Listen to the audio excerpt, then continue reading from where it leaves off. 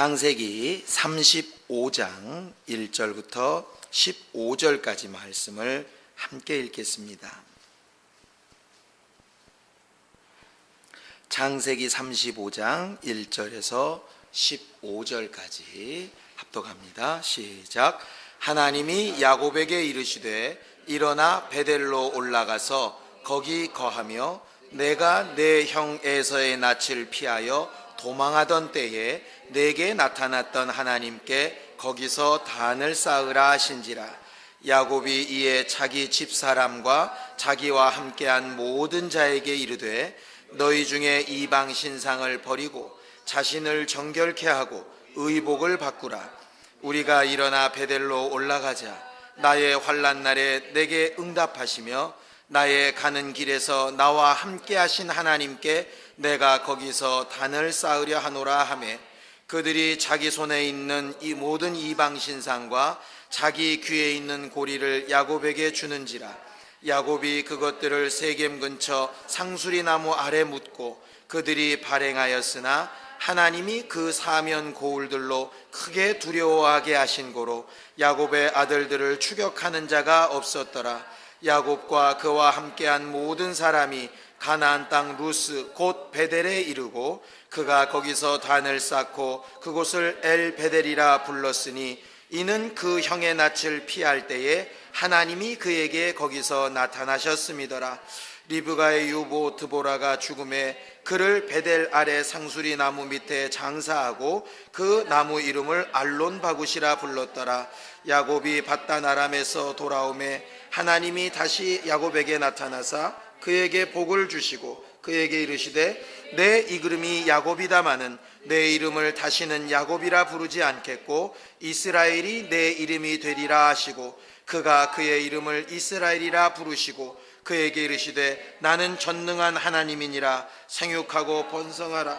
국민과 많은 국민이 내게서 나고 왕들이 내 허리에서 나오리라.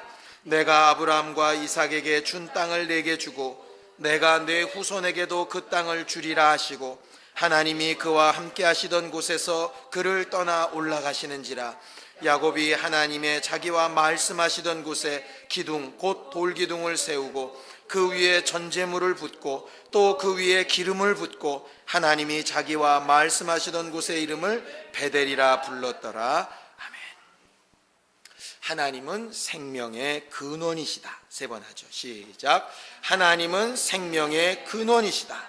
하나님은 생명의 근원이시다. 하나님은 생명의 근원이시다.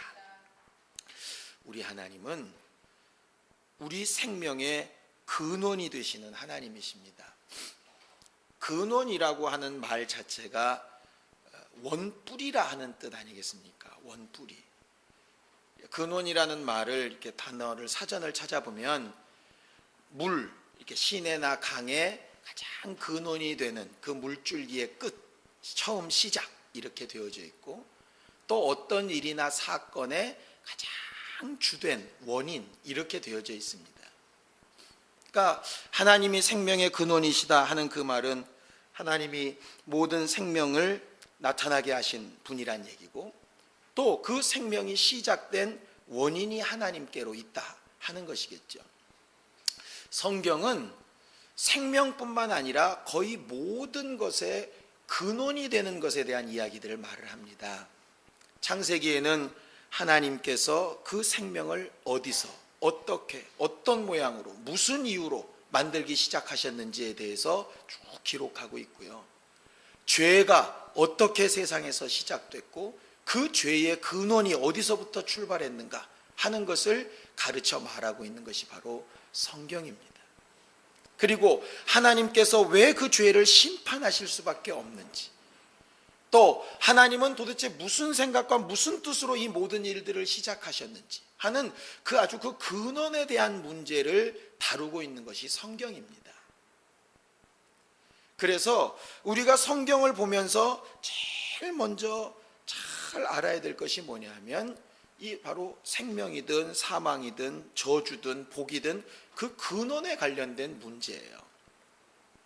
세상에 어떤 책도 그 근원에 대해서 설명하고 있는 책이 없습니다. 왜 이 근원을 잘 알아야 되느냐 하면요, 근원 자체를 해결하지 못하면 어떤 문제를 해결하고 어떤 일을 당해도 그 모든 것들은 다 격가지일 뿐입니다. 오늘도 제가 이제 저희 아버님을 모시고 병원에 갔습니다. 아버님이 막 나중에는 한 3-4시간 지나가니까 막 짜증이 나셨어요. 왜냐하면 뭘 딱히 뭐라고 말해주지도 않고 여기 찌르고 저기 찌르고 이거 떼어내고 저거 피 빼고 아주 사람을 달달달달 볶으니까 기다리라고 그러고, 노인네가 하다가 그냥 뭐가 나와도 아무것도 안 하시겠다고 막 나중에 막 화가 나셨어요.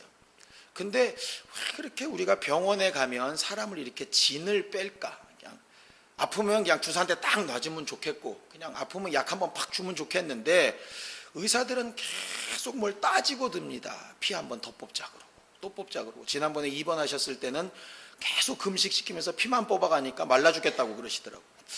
그 이유는 뭐냐 하면 그 모든 일의 가장 근원되는 문제를 찾으려고 하는 겁니다. 왜냐하면 그 근원되는 문제가 해결이 안 나면 당장은 뭐가 해결이 난 것 같은데 실상은 뿌리가 남아서 다시 그 일이 시작되는 걸 우리가 많이 보지 않습니까? 저는 농사를 안 지어봐서 잘 몰라요. 그런데 어떤 상식은 알고 있느냐, 뿌리가 확실하게 빠지지 않으면 잡초든 뭐든 끊임없이 올라온다는 거, 그건 제가 압니다. 어쨌든 성경은 생명이 됐든 죄가 됐든 뭐가 됐든지 간에 그 원인되는, 그 근원되는 부분을 해결하라 하는 것이에요. 얼마 전에 누가 이렇게 페이스북에 재밌는 얘기를 올렸더라고요. 세월호 사건이 났잖아요. 그러니까 세월호 사건을 막는 방법은 뭘까요? 수학여행을 다 없앤다. 그게 답이래요. 그러니까 수학여행을 없앤다고 세월호 사건이 다시 안 날까? 그건 원인이 아니잖아요. 근원이 아니잖아요. 지난번에 경주에서도 한번 리조트가 무너져 내렸죠. 그러니까 전 대학에 공문을 돌렸대요. MT를 할 때 외부로 나가지 말고 학교 안에서 해라. 그럼 안 무너지나요? 그러니까는 항상 무슨 일이 벌어지면 일단 급하니까 막 그것만 때려잡아요. 근데 실제로 그게 근원이 아니면 그걸 한번 때려잡아 봐야 아무것도 안 고쳐진다는 거죠. 그러니까 뉴스 같은 데서 맨날 얘기하지 않습니까? 과거에 무슨 카페리오 때도 문제고 그 전에도 무슨 문제고 그 전에도 문제였는데 안 고쳐졌다 이 말이에요. 뭐가 안 고쳐진 거예요? 그 당시는 다 난리가 났었어요. 그런데 문제의 근원이 안 고쳐진 거죠. 실상은. 우리가 어쨌든 어떤 사건, 어떤 문제든지 간에 그 근원의 문제를 제대로 알고 기도하지 못하고 제대로 그 문제를 해결하지 못하면 여전히 숙제가 이렇게 남아있는 겁니다. 남들 볼 때는 뭐가 되는 것 같은데 그 끝이 남아있다 이 말이에요. 그런 의미에서 예수께서 쓰셨던 방법이 뭐냐? 병 고쳐달라고, 자기에게 장애가 있다고, 문제가 생겼다고 얘기할 때 그들에게 병 나아라, 건강해져라, 좋아져라 하시기 전에 항상 그 앞에 먼저 말씀을 하시잖아요. 뭐부터 얘기하시죠? 네 죄 사함 받았다부터 먼저 얘기하시잖아요. 사람들이 그걸 가지고 펄펄 뛸 걸 뻔히 알면서, 저가 하나님도 아니면서 어떻게 죄를 사하냐 뭐 이런 얘기가 뻔히 나올 줄 알면서, 2단 3단 얘기 뻔히 나올 줄 알면서 굳이 거기 죄 얘기를 하시는 이유는 뭐냐 하면, 아무리 고쳐주고 아무리 병이 낫고 아무리 환경이 바뀌어도 죄의 문제가 해결 안 나면 그것은 절대로 다시 반복될 수밖에 없다 하는 것 아니겠습니까? 가늠하다 잡힌 여자가 예수 앞에 잡혀왔습니다. 그 여자는 정말 은혜 받아서 그 사건을 면피했어요. 말 그대로 면피했습니다. 그 죄는 율법상 돌 맞아 죽어야 될 죄가 맞아요. 그런데 예수께서 은혜 베푸셔서 절대로 남도 돌치지 못하게 하시고 자기도 정죄 안 하셨어요. 그리고 나서 예수가 꼭 한마디 하시잖아요. 뭐 하시죠? 다시는 죄 짓지 말아라. 지금은 은혜 됐을지 모르겠지만 다음번에도 또 은혜 될지는 모르는 일이니까. 그러니까 근본 원인을 꼭 이야기하시는 게 예수시라 이 말이에요. 우리가 어떤 일을 당하고 어떤 사건을 당하고 어떤 문제가 생겨서 기도하고 막 이렇게 몸부림칠 때 가장 중요한 부분, 그 뿌리가 되는 부분, 그거를 근본적으로 해결하지 못하면 항상 그 문제는 반복됩니다. 예전에 있던 교회에서도 늘상 그런 얘기 하지 않습니까? 이 사람이 이쪽 구역에서 이 사람이랑 굉장히 사이가 안 좋습니다. 그런 목사가 제일 잘할 수 있는 방법이 뭐냐면 요 구역에서 빼가지고 이 사람을 딴 구역에 넣어주는 거예요. 그런데 문제는 그 구역에 가면 괜찮으냐? 똑같은 문제가 또 발생합니다. 왜 그러냐면 자기가 안 바뀌었어요. 늘 어딜 가도 똑같은 문제가 발생한다 이 말이에요. 그럼 결과적으로 어디다 갖다 놔도 마찬가지거든요. 하나님은 그 부분을 좀 찾고 바꾸라는 겁니다. 각각마다 그 근원들이 다 다를 수 있습니다. 두 사람이 똑같이 아프다고 치고, 두 사람이 똑같이 문제가 있다고 치고, 두 사람이 똑같이 괴롭다고 쳐도 각각의 원인이 다를 수 있다 이 말이에요. 그러다 보니까 어느 한 가지 문제 가지고 내가 경험한 것이 전부 다라고 당신도 나랑 똑같아 이렇게 말할 수 없는 부분이고, 또 목사가 자기가 경험한 대로 당신은 이래서 그래 이렇게 함부로 말할 수도 없는 부분이라 이 말이죠. 그것은 말씀으로 찾고 자기를 진단하고 돌이켜봐서 어디서 문제가 생겼는가 자기를 찾아야 되는 부분이라 저는 그렇게 생각이 듭니다. 왜냐? 눈이 좀 나빠져도요, 눈 나빠졌을 때 요인들이 다 다르지 않겠습니까? 어떤 사람은 컴퓨터 게임을 너무 많이 해서 눈이 나빠졌을 수도 있고, 어떤 사람은 비타민이 너무 부족해서 눈이 나빠졌을 수도 있고, 어떤 사람은 간이나 신장이 너무 안 좋아서 그럴 수도 있고, 어떤 사람은 뇌종양이 생겨서 눈이 나빠지는 경우도 있습니다. 그러니까 간혹 사람들이 그러죠. 눈이 갑자기 나빠지고 살이 빠졌대. 야, 뇌종양이 그런데 그럼 갑자기 또 덜컥 심장이 막 내려앉잖아요. 그런 원인들을 다 찾아가 봐야 진짜 문제를 해결할 수 있지 않겠느냐 이 말이에요. 왜 이런 말을 드리냐면 오늘 창세기 35장에 야곱 얘기를 하려고 하는 것입니다. 지난주에 여러분들이 저랑 같이 야곱 얘기를 많이 봤습니다. 우리가 잘 아는 야복강가에서 정말 천사와 씨름하고 에서와 화해되는 모습까지 우리가 봤어요. 자, 이제는 뭐만 남았느냐? 에서랑 화해도 됐고 하나님과 처음 약속했던 베델로 이렇게 돌아가고 이러면 되는 문제입니다. 그냥 에서랑 화해한 상태에서 바로 35장 1절이 시작됐으면 중간에 34장에 굉장히 아픈 일이 없었을 거예요. 그런데 그 34장에 무슨 일이 있느냐? 야곱의 딸 디나라고 하는 아이가 세겜 땅에 가가지고 이렇게 놀러 나갔다가 그 하몰의 족장 아들한테 강제로 겁탈을 당합니다. 그래가지고 몸을 더럽히게 돼요. 그러니까 그 하몰의 아들이 와가지고 그 여자를 달라고 하니까 이방인들에게 줄 수 없다고. 그래서 야곱의 큰아들과 둘째 아들인 시몬과 레위가 꾀를 내죠. 그래서 너희들은 이방인이고 할례 안 받아서 혼인할 수 없으니까 내 동생과 혼인하고 싶으면 할례 받아야 된다고. 그러니까 하몰의 그 족장들은 무슨 생각하느냐? 야곱이 굉장히 부자인 거 보니까 거기 결혼해가지고 장인 자산을 싹 이렇게 먹을 수 있겠다. 그러니까는 할례까지 거 해주자. 그래서 할례하고서는 전부 아파서 누워있을 때 시몬과 레위가 가서 그들을 다 죽이거든요. 그러니까 남의 땅에 얹혀 살면서 그들을 싹 다 한 족속을 멸망시키니까 그 주변에 있는 족속들이 전부 다 이 야곱의 자식들을 함께 죽이려고 이제 작당을 하게 된 겁니다. 그러니까 갑자기 딸 인생 망쳤죠. 자기 아들들은 살인자 됐죠. 있는 땅에서는 미움의 대상이 되고 도망가게 됐죠. 그래서 얘기하는 겁니다. 왜 그런 사건이 벌어졌는지 그 앞에 성경에 딱 나와 있어요. 자, 33장을 좀 보세요. 33장. 33장 봅시다. 몇 절부터 보시냐면요. 12절부터 함께 보겠습니다. 12절부터 함께 읽죠. 시작.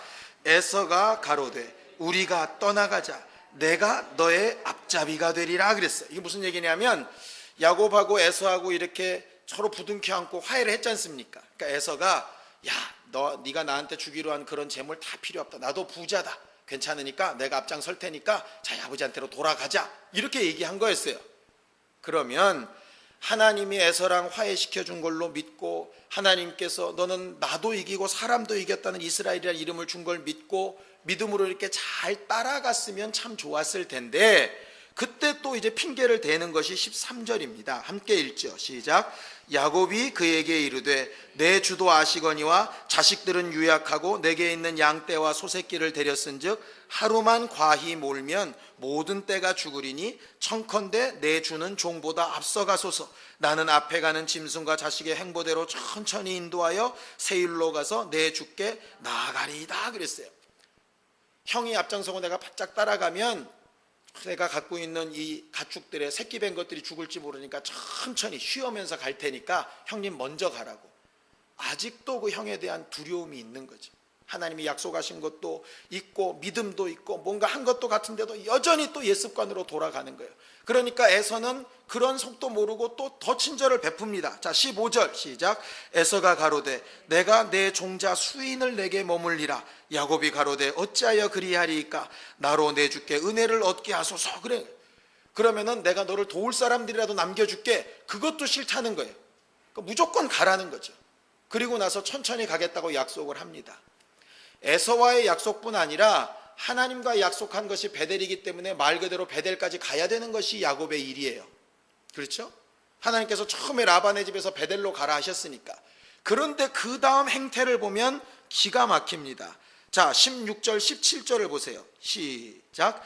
이날에 에서는 세일로 회정하고 야곱은 숫곳에 이르러 자기를 위하여 집을 짓고 짐승을 위하여 우릿간을 지은 고로 그 땅 이름을 숫곳이라 부르더라. 그러니까 거처를 삼아버렸다는 얘기예요. 그러니까 에서는 자기 세일 땅으로 돌아갔는데 야곱은 그걸 쫓아가야 되는데 안 가고 중간에 멈추고 집 짓고 외양간 짓고 가겠다는 거예요, 안 가겠다는 거예요? 안 가겠다는 거예요. 자기 형이랑 일이 끝났다 이 말이에요. 이미 화해했다 이 말이에요. 자기는 더 이상 아쉬울 게 없는 거예요. 그러니까 뭘 잊어먹은 거예요, 그러면? 하나님과의 약속을 잊어먹은 거예요. 에서랑 화해하게 된 것도 하나님 때문이었습니다. 자기가 떠나고 돌아온 게 된 것도 하나님 때문이었어요. 야복강에서 그 난리를 쳤던 것도 하나님 때문이었어요. 그런데 문제가 어려울 때는 하나님 찾았는데 정작 에서랑 문제가 딱 해결되니까 원인이 다 끝났다고 보는 거예요. 야곱이 안 가는 거죠. 그리고 세겜 땅에 머물러 버립니다. 하나님은 어떻게 약속하셨냐면 세겜 땅에 머무는 게 아니라 떠나서 베델까지 가야 되는데, 그러니까 34장의 일이 벌어진 거예요. 이걸 오해하지 마세요. 하나님의 말씀을 안 들으니까 하나님이 저주하셨다, 이게 아니라 야곱이 하나님의 뜻대로 살지 아니하니까 본인이 저지를 자취했다 이 말이에요. 자취해가지고 문제가 생겼습니다. 딸의 문제가 생기고 자식들이 그렇게 됐어요. 그랬더니 야곱이 뭐라고 얘기를 하느냐. 자, 30절 보세요. 34장 30절 34장 30절 함께 읽습니다. 시작. 야곱이 시므온과 레위에게 이르되 너희가 내게 화를 끼쳐 나로 이 땅 사람 곧 가나안 족속과 브리스 족속에게 냄새를 내게 하였도다. 나는 수가 적은즉 그들이 모여 나를 치고 나를 죽이리니 그리하면 나와 내 집이 멸망하리라. 그들이 가로되 그가 우리 누이를 창녀같이 대우함이 가하니까. 이제 아버지랑 자식 사이에 싸웁니다. 이제 야곱이 뭐라고 얘기하느냐. 이 모든 일에 된 거지 누구 때문이라는 거예요 지금? 시므온과 레위 때문이라는 거예요. 생각해 보세요. 그 일이 시므온과 레위 때문인가요? 그 이전에 세겜 땅 하몰의 족장 아들이 디나 자기 딸을 강제로 겁탈한 것 때문이에요. 그죠? 그것보다 더 먼저는 디나가 이방인의 족속에 겁도 없이 막 돌아다닌 것 때문이에요. 그 앞에는 야곱이 그 자리에 집 짓고 머물렀기 때문이에요. 원인을 계속 근원을 찾아가면 어디로 가냐? 결과적으로 자기로 가게 되는 거예요. 그런데 이상하게 죄를 짓는 순간에 거의 100% 똑같이 나오는 얘기들이 뭐냐 하면 절대로 내 안에서 그 문제가 시작됐다고 얘기하는 사람이 없습니다. 아담부터 그래요. 하나님께서 아담에게 물으시죠. 너 왜 내가 먹지 말라고 한 선악과를 먹었냐? 아담이 뭐라 그러죠? 당신이 내게 주신 저 여자. 그러니까 하나님하고 하와를 싸잡아서 얘기하는 거예요 지금. 나는 빼고 결국 먹기는 누가 먹냐면 지가 먹은 거예요. 하와가 그렇게 먹자 그랬어도 안 돼 이랬어야 되는데 먹기는 지가 먹어놓고 핑계는 누굴 대는 거냐? 하나님하고 하와 이렇게 얘기하는 겁니다. 하나님께서 하와에게 물으니까 하와는 또 뭐라 그래요? 하나님 만드신 뱀. 결국 죄의 특성은 뭐냐 하면요, 근원으로 안 가려고 하는 거예요. 문제가 항상 내 쪽으로 돌아오면 근원이 딱 나와요. 남들이 뭐라고 됐든 남들이 무슨 짓을 했든 내가 내 마음을 지키고 내가 하나님 말씀을 지키고 내가 하나님 방법대로 제대로 했다면 내게 그 일이 없었을 텐데, 결과적으로 내가 잘못된 부분이 분명히 있으니까 회개하고 돌이켜야 되는 게 거기서 첫 번째 출발이거든요. 그런데 그렇게 생각하지 않고 항상 이 시각이 어디로 가냐면 바깥으로 가더라 이 말이죠. 그러면 뭐가 해결이 안 되느냐? 근원이 해결이 안 되는 거예요. 그렇다 그래서 남들은 다 잘했다는 얘기 아닙니다. 말 그대로 디나도 잘못했고 세겜 땅 하몰의 족장 아들도 잘못했고 시므온과 레미도 잘못했어요. 그런데 가장 근원은 어디로 출발해야 되느냐? 야곱부터 출발해야 된다 이 말이에요. 야곱의 경우에는 자기부터 출발해야 되는 거예요. 그 딸은 자기 또부터 출발해야 되고, 아버지가 그래서 그래, 오빠가 그래서 그래가 아니라 자기가 한 것부터 하는 거예요. 하몰의 아들은 자기 문제여야 되고, 시므온과 레위도 하나님의 할례라는 귀한 법을 그렇게 함부로 썼으니까 그것도 자기 문제가 돼야 되고, 그래야 이게 해결이 날 텐데 자기 문제의 근원으로 가지 않고 자꾸 남 핑계만 대더라 이 말. 신앙생활 잘못하는 게 교회 때문이고, 신앙생활 잘못하는 게 누구 때문이고, 신앙생활 잘못하는 게 남편 때문이고, 뭐가 잘못되는 게 누구, 자꾸 이렇게 되기 시작하면 그때는 그게 뭔가 해결나는 것처럼 보여요. 마치 세월호가 침몰하니까 올해 전부 다 수학여행 전면 금지, 그럼 해결날지 모른다 이 말이에요. 그러면 수학여행 아닌 곳에서 또 사고가 나면 어떡할 거냐. 그건 근원이 아니지 않느냐 이 말이에요. 우리가 모든 문제를 볼 때 똑같습니다. 내가 물질로 이렇게 괴로운 것은 돈 벌러 안 나가서 그런 겁니다. 물론 그럴 수 있죠. 그럼 그 이전에는 그걸 잘 찾아 들어가 보자. 왜 이렇게 내가 누구랑 이렇게 자꾸 잘 안 되고 자꾸 이렇게 관계가 어긋나고 미워지고 자꾸 이렇게 틀어질까? 그럼 어디로 가야 되느냐 이 말이에요. 성경은요, 일반적으로 의사들에게 찾아가는 병에 대해서도 분명히 얘기합니다. 그런데 그 병의 원인 중에 하나인 귀신도 이야기를 해요. 그러니까 귀신 쫓지 않고 계속 겉만 바른다고 그것은 회칠한 무덤 같아서 겉만 계속 해놓은 거지, 속 안에 골문 것을 안 뽑아내면 여전히 그 병이 그대로 있지 않겠습니까? 똑같은 말이라. 우리가 기도하고 간구합니다. 하나님 앞에 구합니다. 구할 때에 왜 회개하고 기도하고 왜 하나님의 말씀으로 돌아가서 자신을 보고 거울 보듯이 근신하라고 얘기하느냐 하면 그 문제의 근원부터 좀 돌아가 봐야 될 필요가 있기 때문에 그렇다. 35장 1절은 그 근원을 얘기하는 겁니다. 자, 다 35장 1절을 다시 봅니다. 35장 1절 시작. 하나님이 야곱에게 이르시되 일어나 베델로 돌아가서 거기 거하며 내가 내 형 에서의 낯을 피하여 도망하던 때 내게 나타났던 하나님께 거기서 단을 쌓으라 하신지라 그랬어요. 그리고 나서 그 일을 다 이루니까 어떻게 되느냐? 13절 보세요. 시작. 하나님이 그와 말씀하시던 곳에서 그를 떠나 올라가시는지라 그랬어요. 왜 그러느냐? 하나님이 베델에서 처음에 돌베개 베고 잘 때 약속하셨어요. 내가 너를 이 땅으로 돌아오게까지 내가 너를 떠나지 않겠다 하는 약속을 그는 지키신다 이 말이에요. 그는 그 약속을 지키셔서 글로 가야 하는 겁니다. 그런 의미에서 성경에 서원한 것은 해로울지라도 지켜라, 꼭 돈은 꼭 갚아라, 이런 얘기만이 아니라 야곱이 서원한 부분이 있다면, 내가 하나님께서 이곳으로 돌아오게 하시면 여기다가 내가 성전 짓고 단 쌓고 하겠다고 한 그것이 있으니까 그것을 끝까지 지키라 이 말이에요. 아니면 왜 이게 지금 안 되고 있는지 돌이켜 봐야 된다 이 말이에요. 그런데 그걸 돌이켜 보지 않으면 자꾸 이게 문제다 저게 문제다 해가면서 그거는 이렇게 땜질하듯 처방이 될지 몰라도 결국 자기 속의 문제가 해결이 안 되면 그 문제는 계속 반복될 수밖에 없다 이 말이에요. 우리가 왜 이렇게 기도하고 말씀을 이렇게 많이 알고 그렇게 수십 년 동안 신앙생활했는데 왜 맨날 사는 게 똑같을까? 결과적으로 근원으로 돌아가 봐야 된다 이 말이에요. 그것을 해결해내고 그것을 고쳐내고 그것을 바꾸지 않고서는 불가능한 부분입니다. 그 대부분의 근원에 어디가 있느냐 하면 마음이 있어요. 그 마음이 정말 모든 일의 근원이신 하나님에게서 벗어나는 순간에 문제가 생깁니다. 성경은 죄에 대해서 여러 가지로 말하고 있는데 예레미야서에서는 이렇게 죄에 대해서 말합니다. 자, 성경 보세요. 예레미야서 2장 13절입니다. 예레미야서 2장 13절입니다. 함께 읽습니다. 예레미야서 2장 13절입니다. 함께 읽지요. 시작. 내 백성이 두 가지 악을 행하였나니 곧 생수의 근원되는 나를 버린 것과 스스로 웅덩이를 판 것인데 그것은 물을 저축지 못할 터진 웅덩이니라. 이렇게 돼 있어요. 하나님이 보실 때 뭐 죄라고 하는 정의가 여러 가지가 있겠지만 예레미야서에 나오는 죄의 정의는 뭐냐? 생수의 근원, 생명의 근원된 나를 버렸다 이 말이에요. 내게 와서 그 문제의 근원을 찾지 않고 엉뚱한 데서 찾더라 이 말이에요. 우리가 기도하러 온 것이 뭡니까? 하나님께 구하러 온 것 아니겠습니까? 이 문제를 해결할 분이 주님이라고 믿고 온 것 아니겠습니까?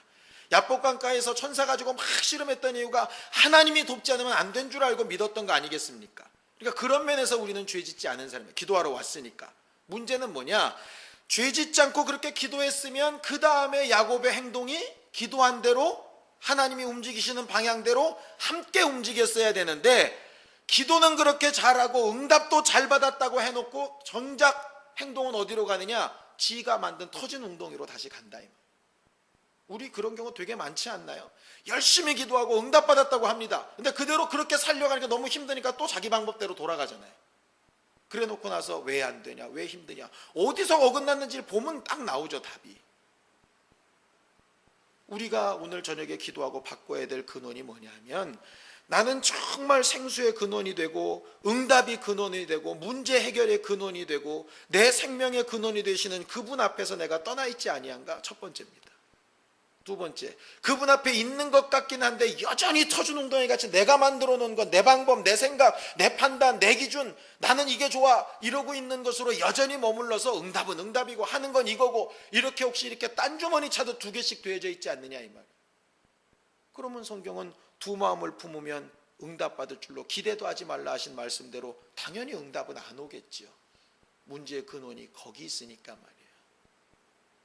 그럴 때 거기에 하나 더 나아가서 남 핑계대고 누구 때문이다 이렇게 되는 순간에 이미 그때부터는 이제 망하는 겁니다.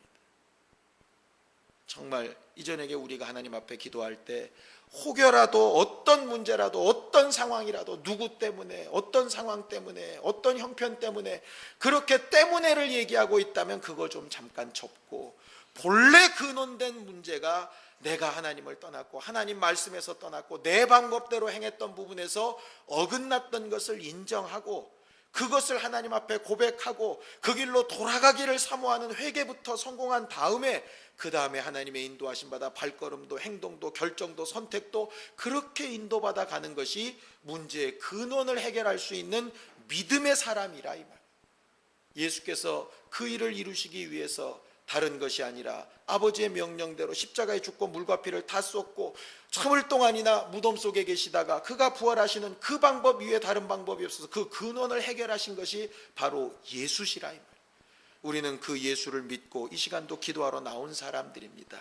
정말 핑계대는 것에서 돌이켜서 남을 원망했던 것에서 돌이켜서 어떤 상황이나 형편을 원망했던 것에서 돌이켜서 정말 문제의 근원인 내 마음, 내 생각으로 다시 돌아가서 정말 하나님 앞에 제대로 살고 제대로 신앙생활할 수 있는 우리 모두가 되게 도와주시옵소서. 예수여 두 번 부르고 간절히 같이 기도하겠습니다. 예수여, 예수여. 거룩하신 하나님, 우리가 모든 문제의 근원을 잘 살펴서 하나님 앞에서 떠났던 부분들을 회복하고 잘 돌아가는 믿음의 사람들이 되게 도우시고 역사하여 주시옵시고 일평생 하나님과 함께 거룩한 길 가는 신령한 증거와 기쁨이 있는 사람들이 되게 도와주시옵소서. 기도를 쉬는 죄를 범치 않게 하여 주시고 감사를 잃어버리지 않게 하여 주시옵시며 죄인된 특성대로 남들을 비난하고 미워하고 원망하는 일에 시간과 생명을 허비하지 않도록 도우시고 역사하여 주시옵소서. 야곱이 하나님의 길로 돌아가기를 원할 때에 자기가 의지하던 이방 신상이나 자기 생각과 자기를 멋스럽게 했던 것들을 다 떼어내어 땅에 묻고 하나님 앞에 돌아가는 길을 택했던 것처럼 우리 스스로 잘나고 똑똑하고 더 낫고 남보다 더 앞서고 무엇보다도 인정받고 싶고 행했던 모든 옛 습관들과 자기 스스로 옳다 했던 것과 내가 좋아하고 기뻐했던 부분들은 정말 하나님 앞에 좀 내려놓게 하여 주시고 하나님께서 정말 바라시고 원하시고 주 앞에 우리가 첫사랑으로 회복하며 정말 하나님 앞에 약속했던 길들로 돌아갈 수 있는 우리 모두가 되게 도와주시옵소서. 지난 5개월 동안을 여기까지 인도하여 주셨사오니 처음 사랑을 회복하고 하나님을 찾고 구했던 때로 정말 마음과 생각을 돌이키고 어느덧 우리도 모르는 사이에 정말 혹 멀어지거나 혹 이간질 당하거나 혹 꺾여 있는 부분들이 있다면 회복되고 돌이켜지게 도와주셔서 하나님께서 얼마든지 도우시고 역사하실 수 있는 신령한 교회의 모습으로 날마다 새롭게 되어지는 우리 모두가 되도록 도우시고 인도하여 주시옵소서. 예수님의 이름으로 축복하며 기도하였습니다. 아멘. 이제는 우리 주 예수 그리스도의 은혜와 하나님 아버지의 극진하신 사랑과 성령님의 감동하시고 회복시키시며 온전케 하시는 증거가 모든 일의 근원을 찾아 하나님 앞에 돌아가고 하나님의 공급하시는 생명으로 살기를 원하며 기도하는 모든 주 예수의 사람들과 그의 가정들과 자손들 위해 이제부터 영원까지 함께 있을지어다. 아멘.